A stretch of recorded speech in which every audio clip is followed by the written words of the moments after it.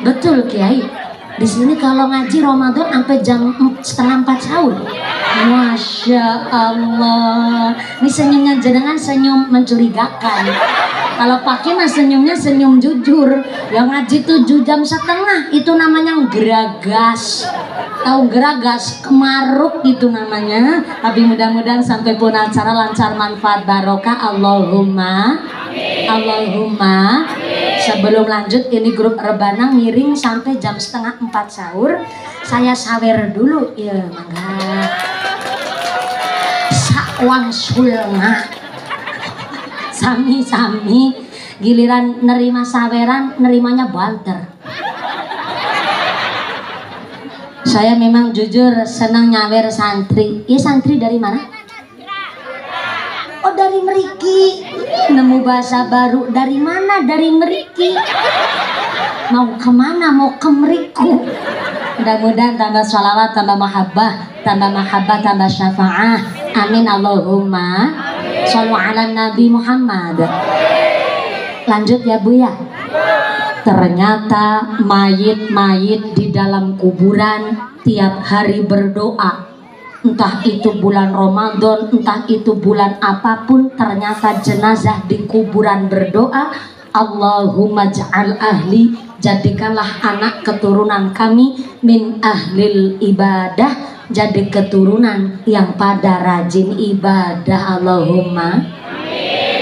Dari kesimpulannya, kitab yang menjelaskan mayit di dalam kuburan berdoa berarti yang masih hidup berdoa, yang udah mati ternyata tetap berdoa. Apa bedanya? Kalau manusia masih hidup, dikala dia berdoa ada kesempatan diijabah oleh Allah dan setiap doanya mendapatkan ganjaran pahala dari ngarsane Gusti Allah.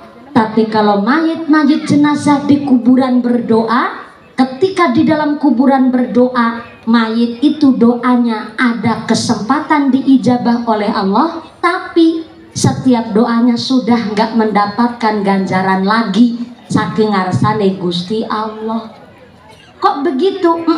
Karena konsep dari Kanjeng Nabi, idza matabnu adama in qata'a amaluhu illa min salasin, shadaqatin jariyatin aw ilmin yuntafa'u bih aw waladin sholihin yad'ulah. Karena konsepnya memang orang yang sudah wafat meninggal dunia udah terputus semua amalnya kecuali 3 perkara. Yang pertama sedekah jariyah, yang kedua aw ilmin yuntafa'u bih atau ilmu yang manfaat, dan yang ketiga sedang diusahakan oleh makaji aliyah kepingin punya anak yang waladun solihun, anak yang soleh solehah, insya. Jadi ternyata konsep anak soleh solehah ini memang adalah satu pengharapan orang tua. Dari orang tua ikhtiar membesarkan anak, menitipkan anaknya di pondok pesantren, bukan investasi, tapi minimal simbiosis mutualisme, saling menguntungkan. Karena terkadang hari ini banyak anak-anak zaman sekarang sama ngucapnya, siapa yang minta dilahirin? Orang saya nggak minta dilahirin, ada yang ngucap begitu.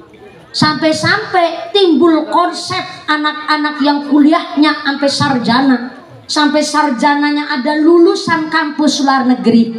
Niatnya saya kepingin mengentaskan kemiskinan di Indonesia, tapi punya opini, punya prinsip, jangan punya anak dulu kalau keadaannya masih miskin. Ngecek namanya. Saya aja tersinggung. Jangan punya anak dulu kalau keadaannya masih miskin. Ada yang saya jelaskan dari miskin ini 2 perkara. Yang pertama, kalau memang maksudnya miskin ini adalah miskin secara ekonomi finansial, betul-betul ini satu kejelekan, bahkan ngecek kepada status strata sosial di masyarakat. Kalau orang tua kita dulu punya konsep jangan punya anak dulu kalau keadaannya masih miskin.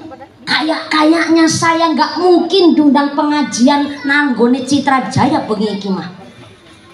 Soalnya punten orang zaman dulu rata-rata melarat kabeh, boro-boro makan nasi. Zaman makaliah masih kecil mah, zaman dulu makannya gaplek, oyek, intril, krekel, gaplek, gerontol.